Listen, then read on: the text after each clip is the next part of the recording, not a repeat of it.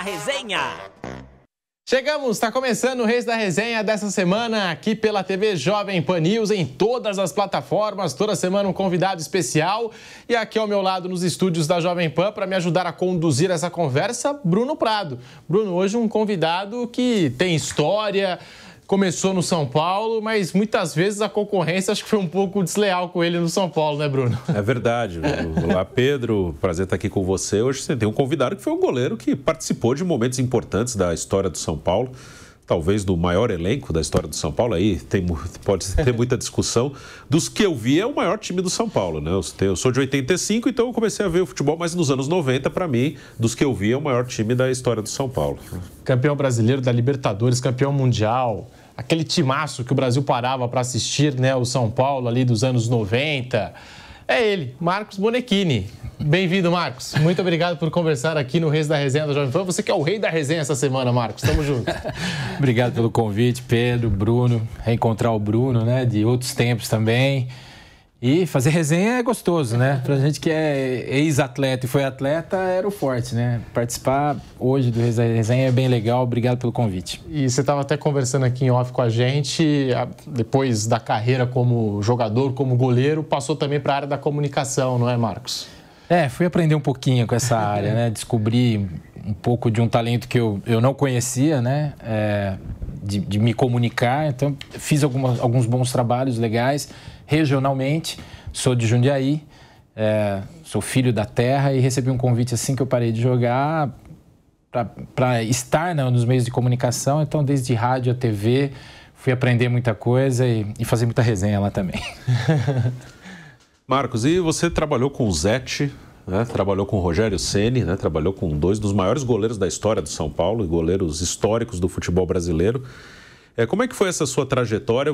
Eu lembro de você na reserva do Zete, até jogo com o Barcelona, título mundial, era você que estava lá no banco, né? O Zete era o titular, São Paulo, quando ganhou seu primeiro mundial, você que estava lá no banco.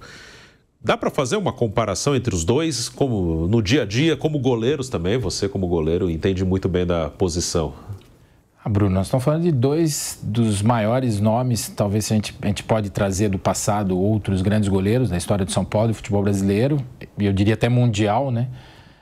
São dois caras de muito destaque.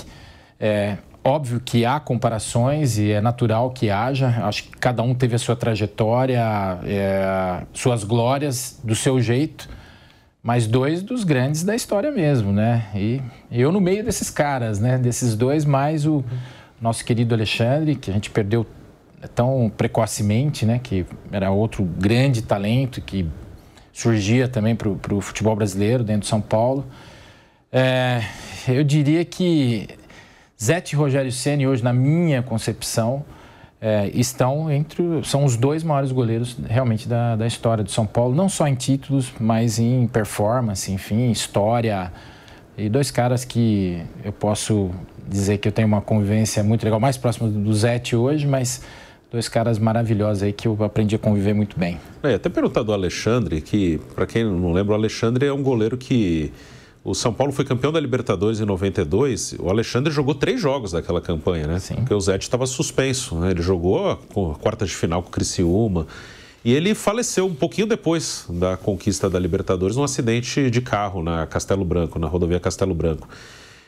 O Rogério já falou que imaginava que achava o Alexandre melhor que ele. O Rogério era um pouco mais novo, né? O Rogério era reserva do Alexandre no Sub-20, o Alexandre subiu antes. Era um goleiro assim desse tamanho mesmo? Dava para imaginar que poderia ser um goleiro como o Zete, como o Rogério, desse nível, que você chegou a trabalhar com ele também? Você vê onde eu fui me meter, né, Bruno? No meio de grandes caras, e foi um aprendizado, e para mim me traz muito orgulho, né, de ter passado por uma geração de grandes caras e ter ficado 9 anos no São Paulo. Isso realmente para mim é motivo de orgulho. O Alexandre foi um grande goleiro, sim, jovem, jogou 3 partidas, 2 partidas e um final de partida no Uruguai, né, que o Zete foi expulso. Coincidentemente, a Libertadores trouxe o Nacional de novo nas oitavas de final com o São Paulo esse ano, né? Então, no jogo de ida lá, o Zete é expulso, a gente fazia um rodízio no banco, né? Um jogo cada um, eu e Alexandre. Nesse jogo ele estava e entrou muito bem. Realmente, tecnicamente, canhoto, repunha muito bem a bola, era um cara diferente para a época, ágil. Obviamente que é difícil, eu entendo o que o Rogério fala, porque se a gente analisar tecnicamente o que a gente vivia, a gente vai falar de um cara realmente muito bom, que era o Alexandre. É difícil você prever o que aconteceria, na minha opinião, porque vários fatores influenciam em alguém dar certo ou não como atleta, principalmente num grande clube como o São Paulo. O Alexandre, nas oportunidades que entrou muito bem. 2 jogos de Libertadores, o jogo da volta do Nacional, e depois, com a suspensão do Zete, pegou mais um jogo de gancho. Ele joga o primeiro jogo aqui contra o Criciúma, né, nas quartas de final, e foi muito bem, trouxe segurança. Eu acho que era um talento que prometia, mas assim, garantir, nenhum de nós consegue garantir, porque, na minha opinião, vários fatores, como eu disse, já influenciam. Às vezes conseguir dar segmento, como o Rogério conseguiu quando entrou, conseguir ganhar títulos, né? Ter a segurança, um goleiro formado na casa, jovem, para poder jogar num clube como o São Paulo, qualquer grande clube do Brasil.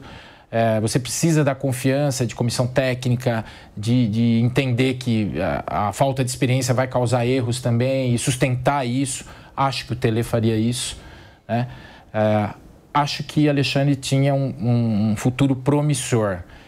Garantir que, eu ouço, repito, que o Rogério fala de que, talvez eu não fosse o Rogério. É difícil falar, porque talvez o Rogério em algum momento pudesse ultrapassar eu ou outro que viesse, enfim. Mas, sem dúvida nenhuma, a gente teve grandes caras aí, né, nessa função de goleiro no São Paulo nessa geração. Zete, Rogério Ceni, a gente acompanha, de vira e mexe no futebol, tem esses casos assim, né? A gente tem um goleiro bom, aí tem outro goleiro tão bom quanto no banco e assim vai. Eu acho que o caso até mais recente do Corinthians agora, né? Porque tinha Cássio, tinha Carlos Miguel, o Donelli passou a ser a terceira opção e quando entrou muito bem. O Corinthians vai atrás do Hugo. Se a gente for recuar um pouco, tinha aquela competição também, Cássio e Walter, né? Acho que o Corinthians mais recente, né? De casos assim, de ter mais de um goleiro bom brigando por posição, acho que o Corinthians. Mas como que é essa rotina de goleiro, né? Às vezes tem isso, né? Cair no momento certo, na hora certa, no clube certo. E até vou completar o que você falou. Você citou alguns ótimos exemplos do cara que está jogando, ele tem uma performance acima, tem muita ligação também com a concorrência que ele tem de fora, né? A gente tinha uma concorrência, eu brinco às vezes, eu sou muito amigo dele, então a gente tem uma que é o Zete. A gente fala, a concorrência chegava a ser desleal porque o Zete chegou já com o status de alguém que vinha de um grande clube, como o Palmeiras, um momento que ele acabou com uma contusão, ficando de fora, enfim, e culmina na saída dele do Palmeiras, mas um cara já com status e com uma performance absurda. E ele tinha como concorrentes só jovens, né? Eu, Alexandre e depois o Rogério. E antes ele tirou o Gilmar, né? Ele tirou o Gilmar. Ele ganhou a posição do Gilmar verdade. Rinaldi. Ele ganhou a posição do Gilmar Rinaldi, que aí sim era um cara com uma experiência, formação, títulos, enfim. E a gente acho que conseguiu fazer com que o Zete tirasse o seu melhor em performance, não só por ele, que óbvio que tem os objetivos dele, sempre foi um grande goleiro, mas também com a concorrência, né? Eu brinco, né, que você não me deu uma brecha, né? Deu uma brechinha pro Alexandre aqui, uma pequenininha pro Ceni ali, mas depois a saída dele definitiva que já estabelecia o Ceni como o segundo até a oportunidade, mas o Zete jogava 90 partidas que nós jogamos no ano, acho 80 e tantas partidas em 92, o Zete deixou de jogar 4 partidas, acho, ou 5 partidas. Então isso também mostrava essa concorrência. E o dia a dia do goleiro, eu acho que é o dia a dia mais gostoso, mas mais extenuante também, né? Ter o seu treinador específico, sabe da responsabilidade que é ser goleiro, o erro tem que ser quase zero, porque teu erro aparece. E o dia a dia, ele é extenuante. Mas a gente teve um mestre chamado Valdir Joaquim de Moraes, que esse cara eu devo toda a reverência a ele, todos nós que passamos pelo Valdir Joaquim de Moraes, porque foi um mestre, foi um pai e foi um cara que extraiu o melhor de todos nós e de outros grandes goleiros que surgiram no Brasil aí. Marcos, e hoje o São Paulo tem o Rafael, né? O Rogério foi uma lenda do São Paulo, né? E ficou muito tempo no gol do São Paulo. E passaram vários, né? Passou o Denis, passou o Renan Ribeiro, passou o Sidão, o Thiago Volpi, teve muita gente ali. O Rafael, ele foi campeão da Copa do Brasil e é um goleiro que parece que agarrou essa oportunidade. Você vê o Rafael assim como realmente o melhor goleiro que passou depois do Rogério, ou também uma questão de personalidade, de chegar e agarrar? Como é que você vê hoje o atual goleiro do São Paulo, esse período, né, depois que sai um cara do tamanho do Rogério? Eu acho que você citou 2 pontos aí muito legais, muito importantes do Rafael. Eu acho, sim, eu concordo com você que o Rafael, pós-era Ceni, é o melhor goleiro que assumiu a titularidade do São Paulo. Características técnicas que particularmente a mim agradam, né? O goleiro, ele mudou muito ao longo dos anos, né? A técnica do goleiro. E o Rafael ainda conserva um estilo nosso, né? Anos 90, né? A técnica dele. E o Rafael a gente já acompanhava, eu acompanhei muito o Rafael Cruzeiro, no Atlético depois. Era um cara que surgiu muito bem, colocou o Fábio no banco, né? No Cruzeiro. Mas não conseguiu ter uma sequência para ser um cara titular absoluto nesses clubes. E quando ele veio, até havia uma dúvida, né? Pô, São Paulo contratou um cara que deveria contratar, né? Já com 30 e poucos anos, um cara experiente, e ele soube aproveitar essa oportunidade. Então, para mim, o Rafael é um cara que, além da técnica, que eu acho que é o melhor pós-era Ceni, de todos esses que você falou aí, ele tem uma personalidade que o garante. Um cara tranquilo, um cara que soube lidar com a pressão nos momentos ruins, nos momentos bons soube absorver também o sucesso, um cara equilibrado. Particularmente, eu acho que é o goleiro com a cara do São Paulo. E quem pegasse a saída do Ceni, o primeiro, eu me lembro que foi o Denis, sim, iria sofrer toda a pressão, que é uma carga difícil de você substituir um ídolo desse tamanho, né?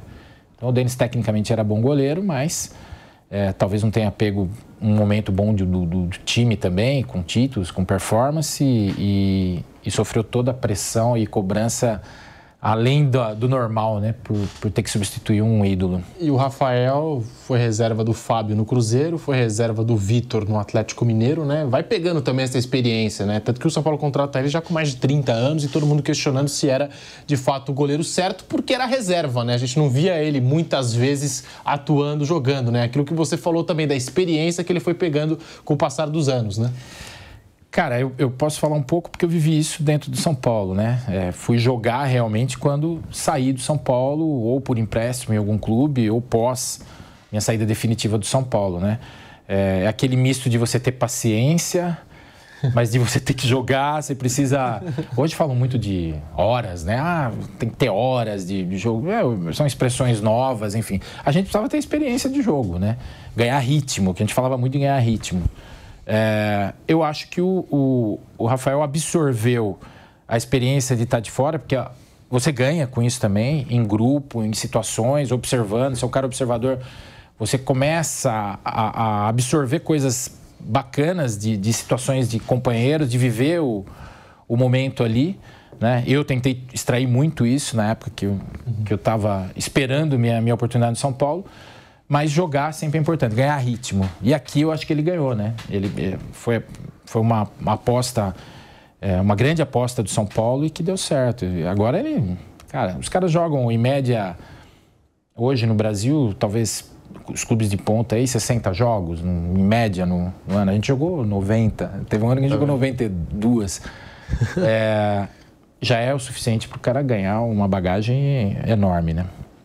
Oi, você está sempre lá no São Paulo, né? Já te encontrei muitas vezes no Morumbi. Como que você vê o momento atual do São Paulo, né? O São Paulo voltou a ganhar títulos. O São Paulo ganhou uma Copa do Brasil, antes ganhou um Paulista também, que não ganhava desde 2005 o Paulista, e ganhou pela primeira vez a Copa do Brasil. Voltou a Libertadores, né? Depois de 2 anos. Você acha que é um momento positivo, ainda é um momento de reconstrução? O São Paulo está no meio desse processo. Como é que você vê hoje o São Paulo depois de alguns anos distante das grandes conquistas?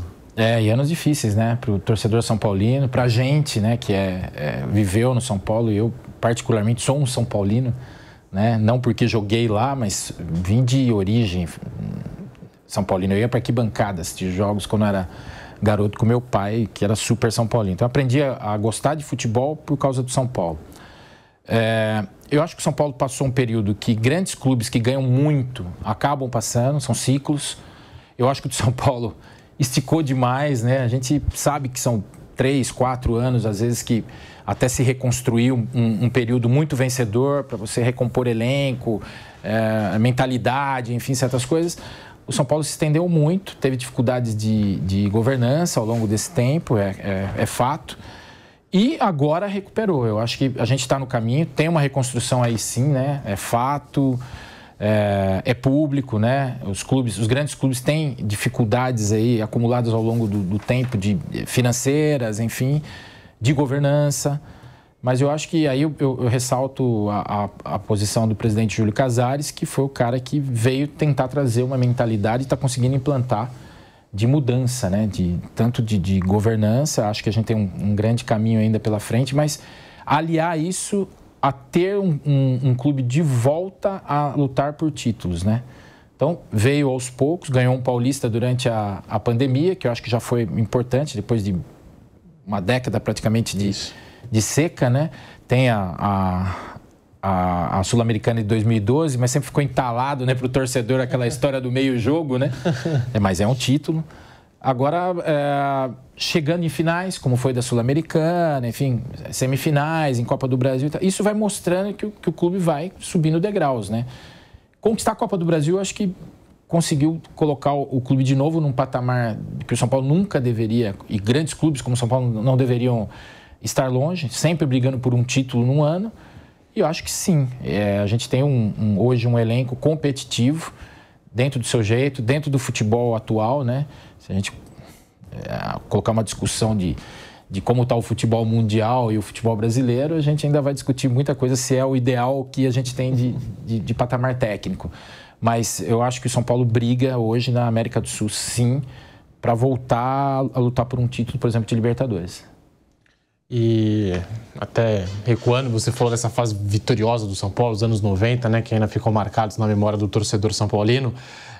Você citou a experiência com o Rogério, com o Zete, enfim. E o Tele Santana, como é que era o Tele Santana ali, o convívio? Ele fazia todo mundo se sentir importante. Como que foi também esse período mágico do São Paulo com o Tele Santana e aquele dia a dia do São Paulo do Tele?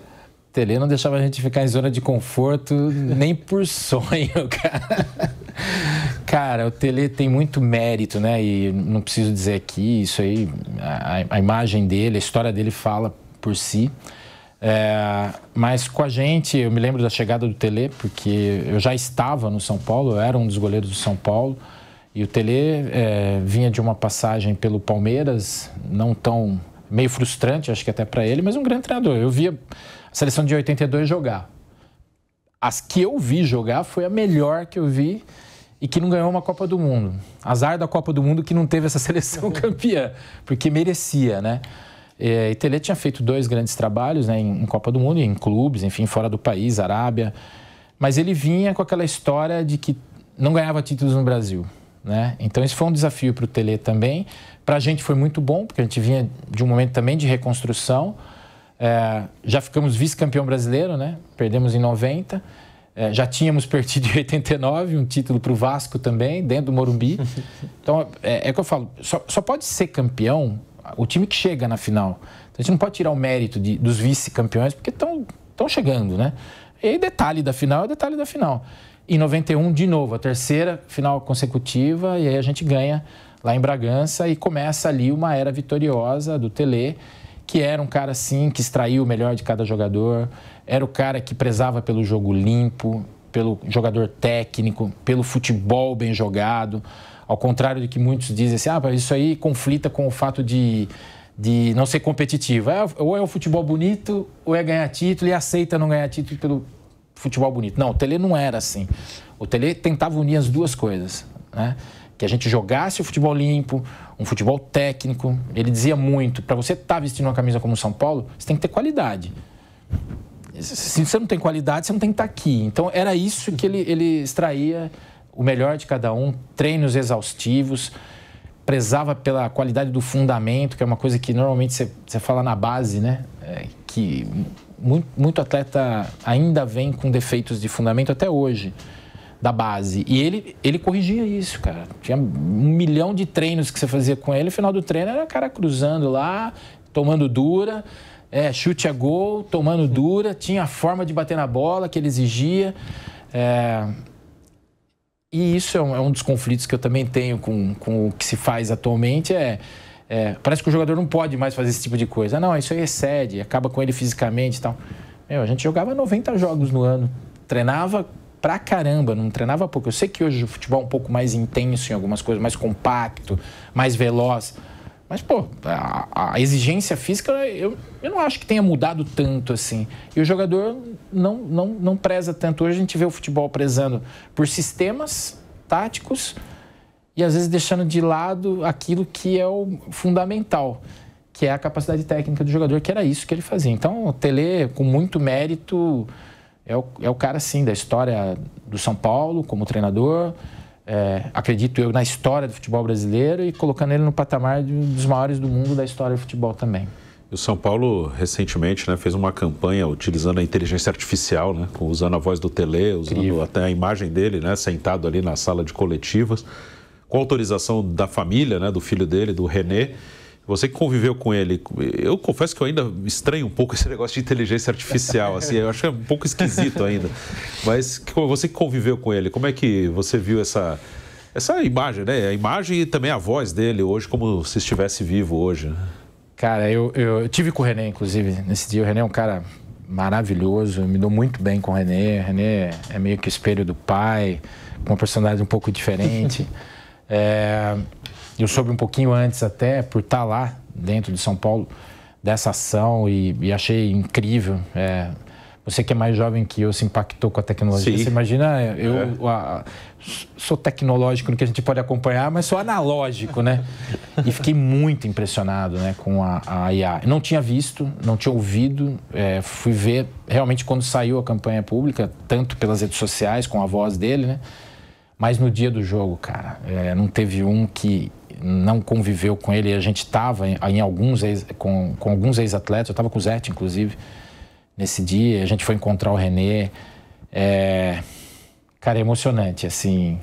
A gente reviveu o mestre de novo e ainda bem que a tecnologia, apesar de muitas coisas que às vezes a gente questiona se são boas ou não, trazidas por ela, isso pôde trazer um momento mágico, assim. E o René não sabia que isso ia acontecer. A gente não sabia, a imagem dele no placar. E o René se emocionou muito e a gente também. Você voltar no tempo e lembrar de alguém que foi tão importante para todos nós, E quando a gente fala, de um clube como São Paulo, gigantesco, os ídolos, presente do passado, você tem trabalhado nessa área, das relações institucionais do camarote dos ídolos. Como é que tem sido trabalhar nessa área e como é que você vê essa relação do público do futebol, do torcedor do São Paulo com os ídolos? Então, primeiro até fazer um agradecimento público pelo presidente, que me fez esse convite pouco antes da eleição, até que o tornou presidente. Porque o Júlio ele tem um carinho muito grande com o passado, um respeito com a história do clube, E falo isso, assim, de coração aberto. Ele realmente é um torcedor de arquibancada, cara, porque quando eu conheci o Júlio, eu conheci o Júlio num evento que eu acabei promovendo dentro do Morumbi, antes de eu voltar para lá, que reuniu os campeões mundiais de 92. Nós fizemos um encontro lá, um pouquinho antes da pandemia. E o Júlio esteve lá, eu conheci o Júlio lá. E me impressiona como ele lembra de muita gente, e não precisa ser ídolo não, cara, nem caras extremamente campeões com o São Paulo. Ele vai falar de escalações de jogadores que às vezes você fica assustado. Você fala, cara, ele lembrou desse cara que às vezes jogou 1, 2 partidas pelo São Paulo. Então, o Júlio teve esse cuidado, esse carinho do olhar com o ídolo ou o ex-jogador. E não é só o Camarada dos Ídolos, tem outras ações que foram feitas e praticamente, na maioria delas, ele me envolveu de alguma forma por causa dessa proximidade de fazer essa conexão com os caras. Hoje a gente tem dentro do clube uma forma de conectar o clube ao ex-atleta, ao ídolo, não necessariamente o ídolo, mas muitos deles, com o clube. Essa reaproximação foi o Júlio que criou. E a idealização do Camarada dos Ídolos, que é um dos pontos importantes. Acho que o start para a gente começar essas ações foi poder reconhecer que esses campeões, esses ídolos, deveriam ter um lugar especial dentro do Morumbi. E não podia ser só um lugar para o cara assistir o jogo, Aí a gente veio operacionalizando ideias, de conviver com o torcedor, criar uma experiência. Aí vem o olhar já de gestor dele, de criar também um business para o clube com isso. O Camarote dos Ídolos hoje é um business que arrecada para o São Paulo. Então, dá direito ao atleta ir lá e frequentar o Morumbi reconhecido, coisa que a gente não me lembro, pelo menos da minha existência lá dentro, de a gente ter esse benefício, né, de poder assistir um jogo gratuitamente, levar um acompanhante gratuitamente, estar num camarote VIP Premium, acho que o Bruno já deve ter passado por lá. Então, e conviver com o torcedor, resgatar esse sentimento, sabe? É uma via de mão dupla. Às vezes o torcedor acha que é só ele que está ganhando de estar do lado do ídolo. Cara, a memória do futebol brasileiro, principalmente, né, o sul-americano, ela é muito curta. Ao contrário da Europa, esquece muito do cara que construiu dentro de campo alguma coisa. E é natural, é a nossa cultura. Feliz ou infelizmente, é a nossa cultura. E a gente consegue receber esse carinho do torcedor de volta, dar luz a esses caras. Muitos que talvez nem tenham visto alguns jogadores jogarem da década de 70 e 80 e se emocionarem em estar perto de um ídolo, a gente apresentar esses caras, a gente faz lá algumas ações para mostrar o cara, esse campeão para o torcedor que está lá. E você tem uma geração lá, às vezes, de média de 30 anos, que talvez não tenha me visto jogar. Não tenha visto o Zete, apesar de que Zete é um ídolo da história, mas outros tantos, e se emocionam. E pode ter certeza, o ex-atleta revive algumas coisas que são importantes. Isso eu falo como um deles. Esse carinho do torcedor, essa luz, essa aproximação faz muita diferença. Eu acho que a gente tem, além de tudo, um propósito lá que vai muito além de ter um espaço para assistir um jogo. Marcos, e outro evento que você participou, eu sempre falei aqui, eu sou São Paulino, e nesse dia eu estava nas cadeiras, não era na arquibancada, não estava trabalhando. Foi o jogo de despedida do Rogério. Nesse dia eu fui assistir o jogo como torcedor mesmo, né? Não estava trabalhando. Foi um jogo entre os campeões de 92, 93 e os campeões de 2005, né? Do Mundial. Inclusive o Rogério fez um gol de pênalti em você nesse dia, né? O último gol dele, né? Fez um gol de pênalti. Assim, além da despedida do Rogério, como é que foi esse dia? Reunir todo mundo, né? Reunir os campeões de 92, 93, de 2005.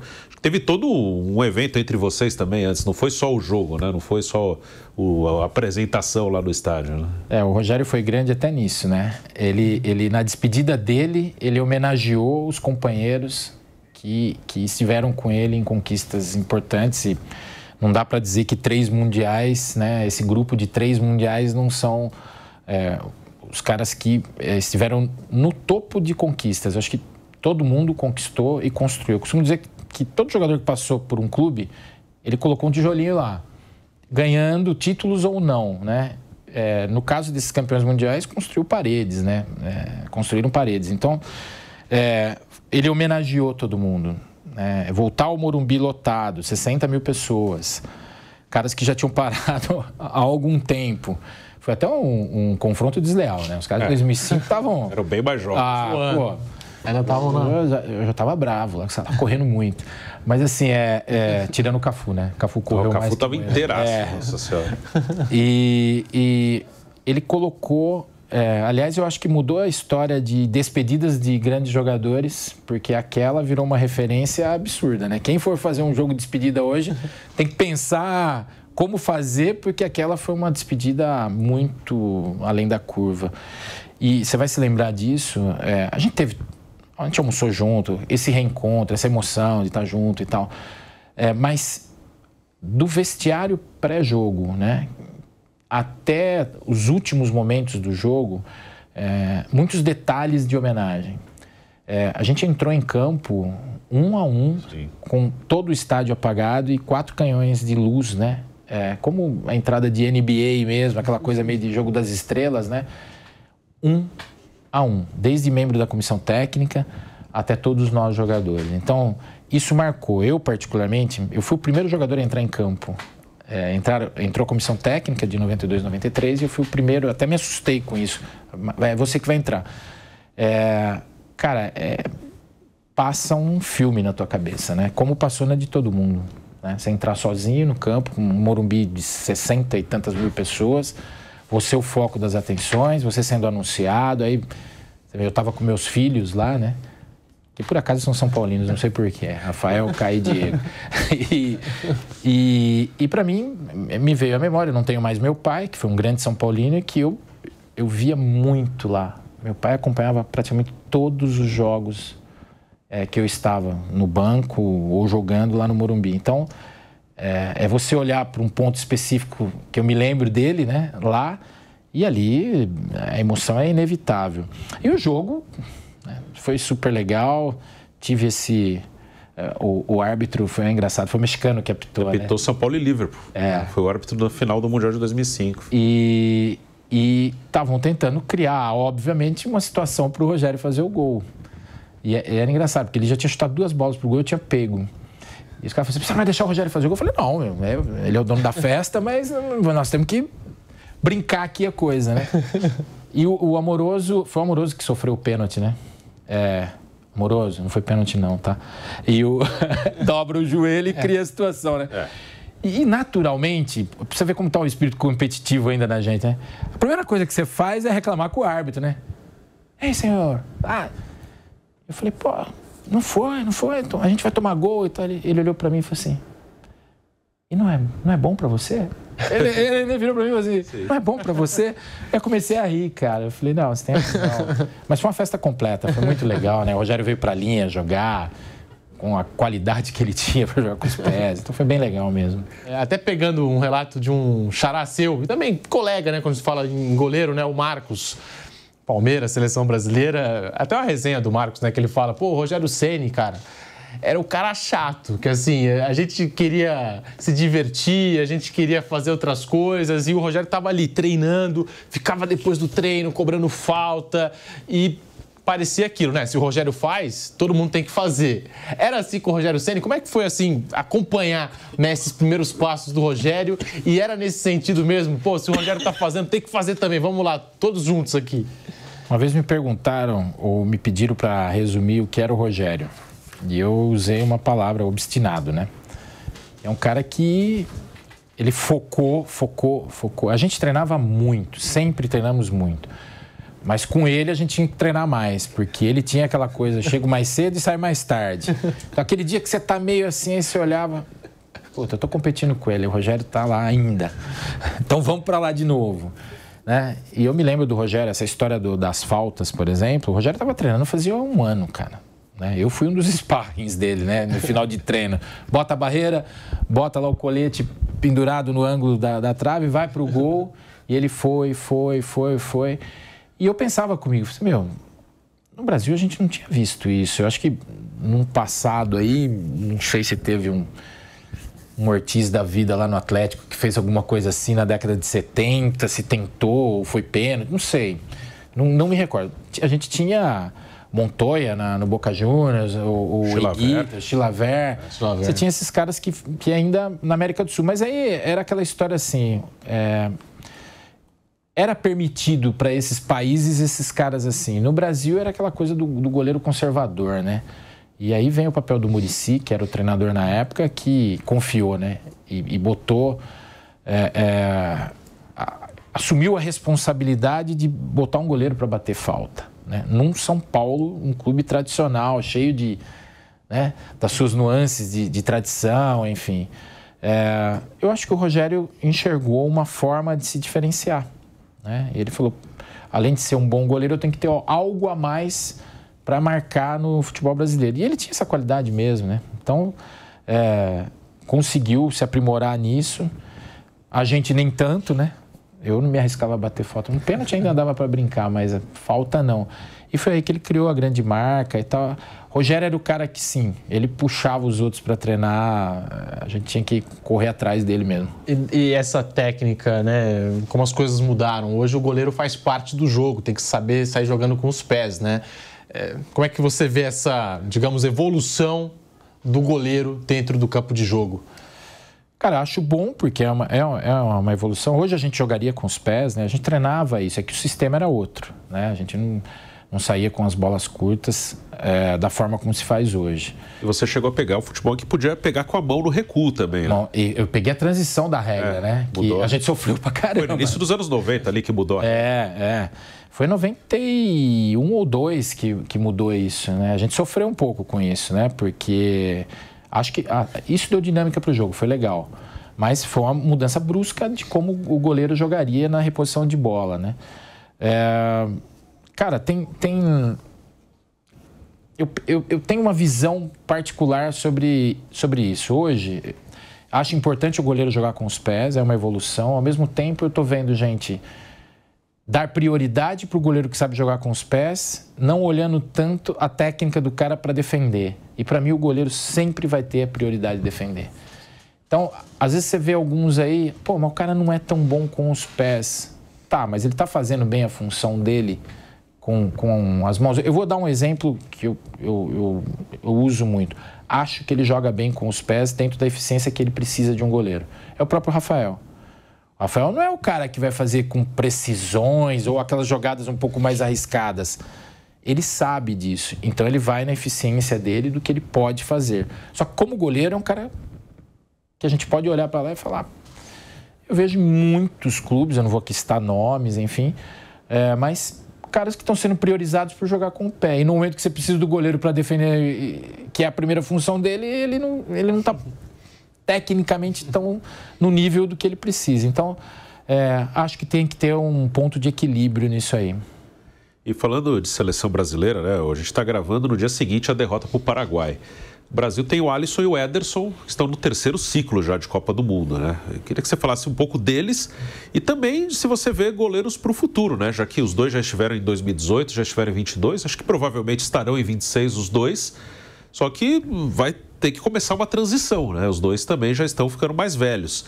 Como é que você vê esses dois goleiros e você tem alguém que você tem visto jogar, que você gosta, que você imagina que possa fazer parte dessa transição? Eu acho que a gente tá precisando formar, né? Alguns estão surgindo aí, o próprio Bento, acho que é um cara que merece atenção, né? Precisamos reciclar sim, Bruno. A gente tá com uma geração de goleiros já mais envelhecidas. Hoje se permite mais, né?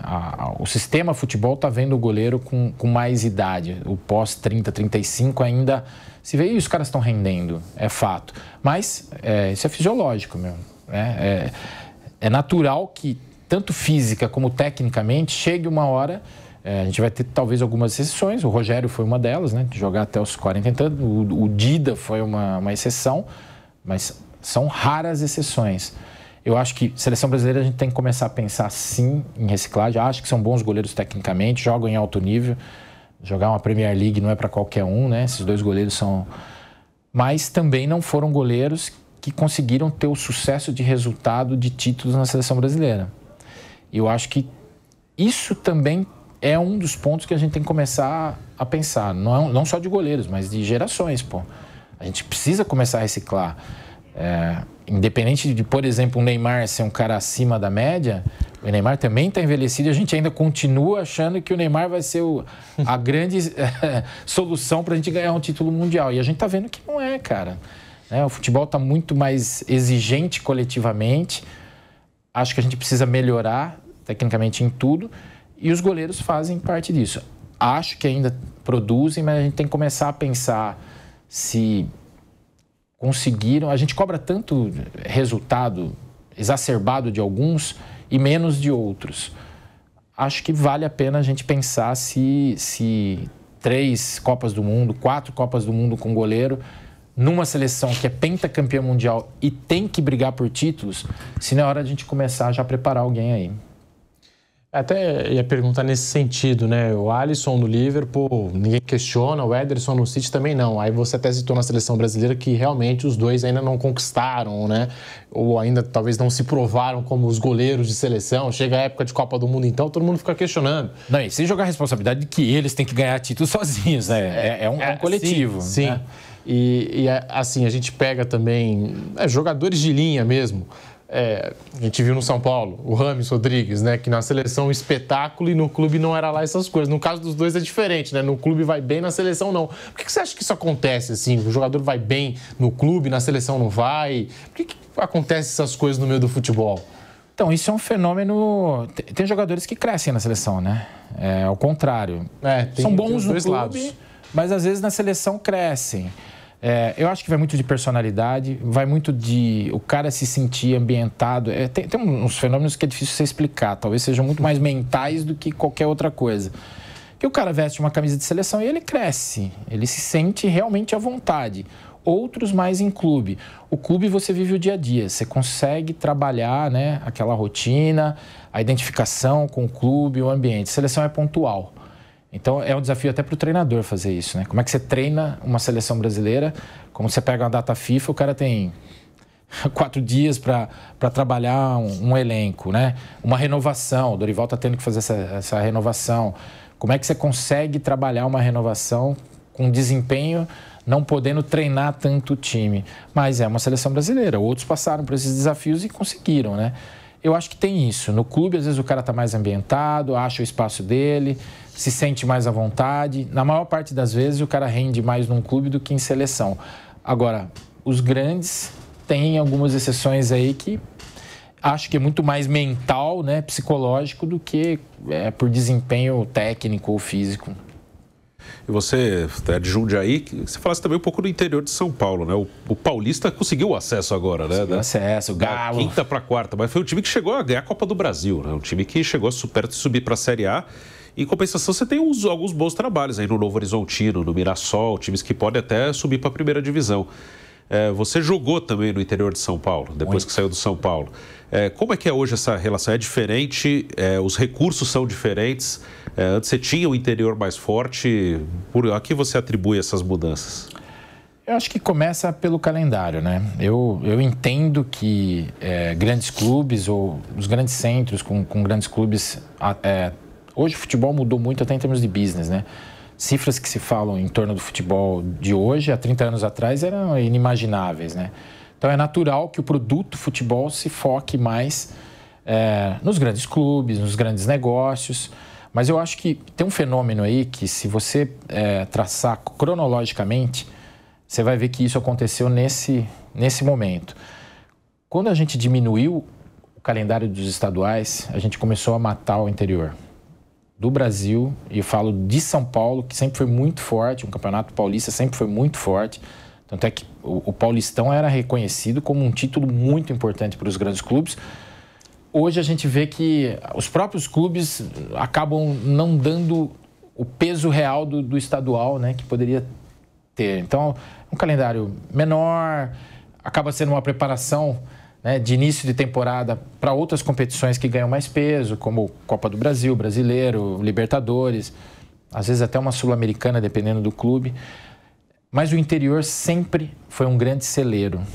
E se você mata financeiramente os clubes do interior, e o estadual mais curto acabou fazendo isso, você acaba com a força deles poderem revelar. Ou até de um equilíbrio de campeonato. Eu lembro que a gente ia jogar Campeonato Paulista para o interior aí, a gente chegou a ter campeonato com 28 clubes, você jogava 6 meses, turno, retorno, depois daquelas fases finais. Cara, não tinha um clube do interior que não tivesse pelo menos uns 2 jogadores diferentes jogando. Ou caras que já tinham passagem por clubes grandes, ou caras que estavam surgindo, 2, 3 jogadores. Era difícil jogar no interior de São Paulo. Celeiros de revelação de grandes atletas que também abastecem os grandes clubes, né, pelo Brasil. Acho que eu tive essa passagem como gestor de futebol no Paulista de Jundiaí, de 2010 a 2013. Senti na pele isso, inclusive, ainda num campeonato que era melhor do que o Paulistão hoje em dia. E já era uma fase difícil do calendário nacional, porque perdeu a vaga. Então eu jogava a Copa Paulista e tal. É muito difícil, sem dinheiro, você poder fazer futebol. Clubes que conseguiram, na governança, se estruturarem, e a grande maioria ainda peca por pensar da forma tradicional, você consegue se estruturar. O Novo Horizontino é um grande exemplo disso. Eu joguei lá em 93, já tinha a família Biasi, enfim, um investimento, preocupação sem treinamento que nenhum clube do interior tinha, a não ser Novo Horizontino e União São João de Araras, 2 grandes formadores. Tô falando de década de 1990, 1993. Com o advínio da profissionalização, Lei Pelé, mudou muito o contexto do futebol Eu acredito muito na profissionalização, dependendo do modelo, né? A gente fala de SAF hoje, mas a SAF não serve para todos os clubes, na minha opinião. Mas um modelo de profissionalização e de governança melhor. Os clubes menores que conseguiram ir por esse lado, e você citou 2 deles, que eu acho que são grandes exemplos, eu colocaria mais um que passa um ciclo meio difícil, que é natural dentro do esporte, que é o Ituano, sim, que é uma limitada também, é uma limitada, né? Como o Paulista de Jundiaí é Paulista Futebol Limitada. Só que ainda administrado de forma convencional. Então, é complicado. Por isso que esses clubes passam por esses momentos muito difíceis. Então, quem se estruturar para a profissionalização, ok, está sobrevivendo. Quem não está conseguindo, vai, provavelmente, como muitos que a gente já viu, vão sumir do cenário. E novos vão aparecer. Vão surgir clubes do nada aí, entre aspas, que vão começar nas divisões menores do futebol, vão ter um CNPJ como o SAF ou como uma limitada e vão começar a incomodar até os grandes do futebol brasileiro. Eu acho que a gente vai passar, na minha modesta opinião, a gente vai passar por um ciclo de 5 a 10 anos que até os grandes clubes, ou eles encontram um caminho dentro de um modelo melhor, e repito, não precisa ser a SAF, de profissionalização, ou eles vão começar a ser ultrapassados por um Mirassol, pelo Bragantino Red Bull, que já está aí incomodando muito os grandes. O Fortaleza, né? O Fortaleza, que é uma SAF hoje, e antes de ser SAF já estava sendo administrado, sim, de uma forma legal. Acho que a SAF é uma ferramenta, né? Que alguns vão se adaptar. Eu sinto muito de ver clubes desaparecendo, tão tradicionais, ora pelo calendário que dificultou, né? Ora porque não se preocuparam em modernizar a sua governança. Ou a gente vai realmente ter esse olhar, ou clubes vão desaparecer. Os clubes do interior já estão, né? Era justamente sobre isso que eu ia perguntar. Você jogou no Ceará, foi campeão cearense, sim, e a gente acompanha o trabalho dos clubes do Nordeste, em especial Bahia e Fortaleza, todo o trabalho que foi feito lá pelo Marcelo Paz no Fortaleza, tecnicamente falando, o Rogério Ceni passa por lá, dá uma outra cara, ajuda na estrutura, o Vojvoda agora dando essa continuidade, e no Bahia o Grupo City, né, que é um grupo fortíssimo, e são 2 times com torcida, são 2 times grandes, com cobrança, com pressão, e que estão se estruturando cada vez mais. Como a coisa mudou, né? Quando você jogou lá para agora. Queria que você falasse dessa ascensão também dos clubes do Nordeste. Não se compara, né? O Nordeste era meio que o patinho feio, né? Você não tinha estrutura quase nenhuma para lá, né? A gente ia meio desbravar e levar alguma coisa do que a gente tinha adquirido aqui, até para ajudar em alguma coisa em campo e fora dela, para ser sincero, né? Alguns exemplos. O Ceará hoje está muito bem estruturado, né? Apesar de estar jogando a Série B, já está brigando aí de novo para... E eu vi, você citou o exemplo do Ceará, né? Porque foi logo depois que eu saí de São Paulo, eu fui para lá. Eu joguei um estadual lá, e precário para caramba o estadual, não o clube, né? Não se compara a estrutura que tem hoje, nem a estrutura que você encontrava em clubes menores aqui em São Paulo. Mas sempre foi uma potência, como torcida, um clube que tinha títulos regionais muito importantes e tal. Não dá para comparar Fortaleza e Ceará de 1997, onde eu joguei, ou quando eu joguei, para hoje. Então, essa evolução foi importante. Enxergaram lá de que existe uma força do produto futebol lá com o torcedor. É apaixonado, é uma delícia jogar no Nordeste, porque o torcedor é apaixonado. Então entenderam, você tem um torcedor apaixonado, você tem um consumidor desse futebol. Se a gente melhorar essa governança e a forma de estruturar um clube, é natural que vá dar certo. E acho que você citou 2 entre alguns outros aí que estão surgindo, mas 2 ótimos exemplos aí, né? O Fortaleza e o Bahia. Fortaleza, Bahia, Ceará, a gente puxa aqui... o Vitória foi campeão da Série B, Náutico, Sport, são clubes, né, estruturados, clubes com torcida, clubes grandes. E sempre foram, né? Mas agora estão se organizando. Agora estão se organizando, perfeitamente, é isso mesmo, né? E dando aquilo que você falou, né? Se os clubes aqui do eixo, né, que a gente sempre destacou, talvez não se estruturarem ao mesmo tempo, não encontrarem uma solução para as dívidas e tudo mais, não se profissionalizarem como esses clubes estão se profissionalizando, aí a gente vai ver, né, cada vez mais, né, as equipes do interior, as equipes do Nordeste no topo do nosso futebol. Bruno Prado. Tem a profissionalização existe, até o que o Marcos falou, né? Tem time grande que pode ficar para trás. Alguns mudaram para a SAF porque já não tinha alternativa, né? O Botafogo, o Vasco e o Cruzeiro acho que são os exemplos maiores disso, né? Verdade. E, Marcos, sobre outra questão aqui no futebol brasileiro, o São Paulo hoje tem um técnico argentino, né? E muitos têm portugueses argentinos. Como é que você vê isso? Você acha que realmente existe, o técnico brasileiro ele ficou um pouco para trás ou não? Existe a paciência é menor? Como é que você vê esse momento que tem praticamente metade da Série A com estrangeiros aqui? Eu entendo que o cara bom não tem nacionalidade. Se ele é bom, cabe no mercado. O que a gente não pode é achar que só porque é estrangeiro é bom. E está tirando espaço talvez de uma reciclagem de bons nomes novos para a gente colocar no Brasil. Tanto é que, se você parar para pensar, que se falou até na seleção brasileira em ter um técnico estrangeiro, sim, porque a gente não tinha técnico preparado no Brasil, né? E com o espaço no mercado, que a gente não preparou um técnico, né? Surgiu o Fernando Diniz, o Dorival Júnior aí, mas a prioridade nem eram eles, né? Nem era eles, né? Nenhum deles. Então, assim, eu acho que a gente inchou de estrangeiros, nem todos eles têm a capacidade para falar que é melhor que um técnico brasileiro. É mais fácil realmente a gente cobrar o brasileiro. Existe essa ruim cultura da gente cobrar mais o brasileiro para achar, não, os caras ficaram para trás. O que eu faço, um questionamento algumas vezes é assim, como é que a gente ganhou 5 Copas do Mundo? Não vamos ficar olhando só para o passado e valorizar só o passado, as coisas evoluem. E com que tipo de futebol a gente ganhou essas Copas do Mundo? A gente jogou como europeu? Ou a gente jogou como sul-americano e como brasileiro? Então, assim, será que esses técnicos estrangeiros conseguem trabalhar a nossa raiz, que sempre foi a melhor, tecnicamente falando? Ou a gente vai voltar a ficar aí batendo em sistemas, que o europeu teve que ter muito sistema, né? E ter dinheiro para levar os melhores talentos da América do Sul para lá, para poder ter um grande futebol na Europa hoje? Eu ainda acho que a gente tem que realmente apostar mais, dar mais mercado para técnicos brasileiros, bons técnicos, reciclar, ter novos nomes, para que a gente possa, daqui a um tempo, não chorar e dizer, não temos técnico brasileiro para a seleção. A gente tá diminuindo. Se o Dorival sair, eventualmente, vai ficar meio no escuro vai assumir, aí, né? Me dá um nome brasileiro que possa assumir a seleção brasileira no nosso mercado, né? Então, a gente tinha o Tite, teve o Fernando Diniz, né, que ficou meio numa posição meio de interino, uma posição de transição, que era um dos novos nomes, né?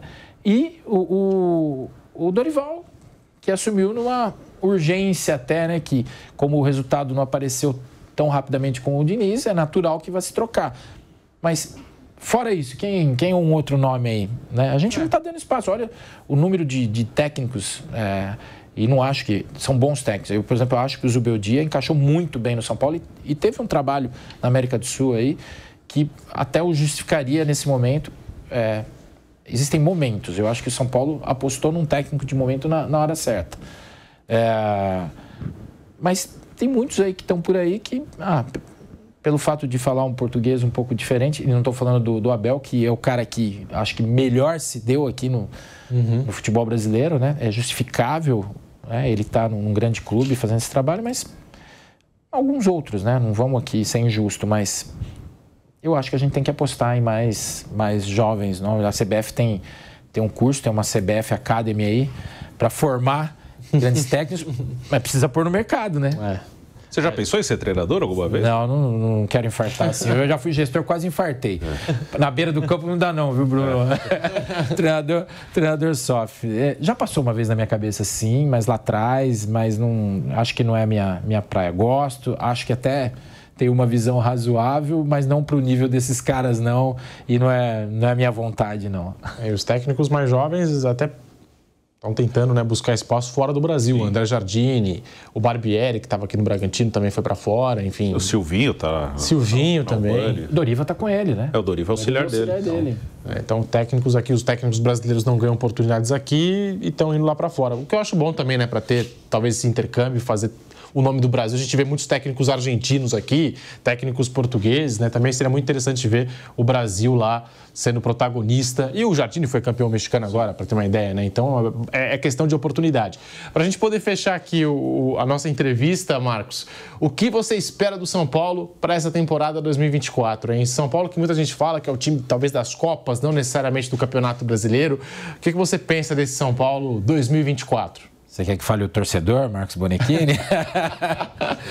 Eu espero muitos títulos, pelo menos 2 daqui para lá. Mas eu sei que, volto a dizer, título é uma questão de você conseguir chegar até a final e o detalhe da final ser diferente. Eu acho que o São Paulo está brigando nas Copas muito bem, né? Tem o primeiro jogo com o Atlético Mineiro, que foi dentro de um ambiente muito difícil, né, da questão da morte do esquerdo lá, ainda tinha um clima muito... E o Atlético soube jogar o jogo, né, e apostou numa bola e acertou. Reversível para o segundo jogo, é possível. E Libertadores, acho que estão brigando de uma forma forte. Acho que São Paulo hoje encontrou um elenco, principalmente, né, que está sabendo brigar por título. Uma das coisas que pesava num passado recente era você olhava para o grupo e poucos tinham a experiência de ter sido campeões, né? Você tinha um Rafinha, você tinha um ou outro ali. Eles sentiram o gosto de ser campeões. A gente falava muito isso na nossa geração lá de 91, 92. Uhum. E quando você aprende a ser campeão, você conhece o gosto, você não quer mais perder, você não quer mais parar. E aí você vai aprendendo caminhos para vencer. E eu acho que esse grupo está aprendendo esses caminhos, pegou gosto pela vitória, né, entendeu o peso de ser campeão, como é. Acho que o São Paulo briga pelo menos um desses títulos, ou Copa do Brasil e a Libertadores. E o brasileiro é sempre aquilo, né? O brasileiro é constância, né? Disputando outras 2 competições assim, sempre é mais desgastante. Acho que a gente pode brigar por alguma coisa, mas acho menos difícil, porque difícil é tudo. É menos difícil brigar por uma Libertadores e por uma Copa do Brasil. Eu espero que venha pelo menos a Libertadores. A gente tem que comemorar mais um título continental, né? Pô, seria legal demais. Marcos Bonechini, o rei da resenha dessa semana. Marcos, queria te agradecer. Foi um prazer te receber aqui na Jovem Pan. Portas sempre abertas. E foi muito legal o bate-papo. Volte sempre. Valeu. Se tiver o convite, bater papo com vocês, super agradáveis, inteligentes. Caras, é uma delícia falar de futebol. Eu amo falar. E ter esse debate bacana, falar de coisas do futebol dessa forma é sempre legal. Obrigado pelo convite, viu? Marcos Bonechini, o rei da resenha dessa semana. Muito obrigado, Bruno Prado. Obrigado. E a gente vai ficando por aqui com o Reis da Resenha em todas as plataformas na Jovem Pan. Reis da Resenha.